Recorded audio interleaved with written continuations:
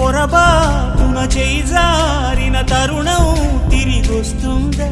ప్రతి పూటొక పుటలా తన పాఠం వివరిస్తుందా? మన కోసమే తనలో తను రగిలే రవి తపనంతా కనుమూసిన తరువాతనే పెను చీకటి చెబుతుందా? కడతేరని పయనాలెన్ని, పడదోసిన ప్రణయాలెన్ని అని తిరగే ఛాయా చరిత పుటలు, వెను చూడక ఉరికే కథలు, తమ ముందు తరాలకు స్మృతుల చితులు అందించాలా ప్రేమికులు. ఇది కాదే విధిరాత, అనుకోదేం ఎదురీత.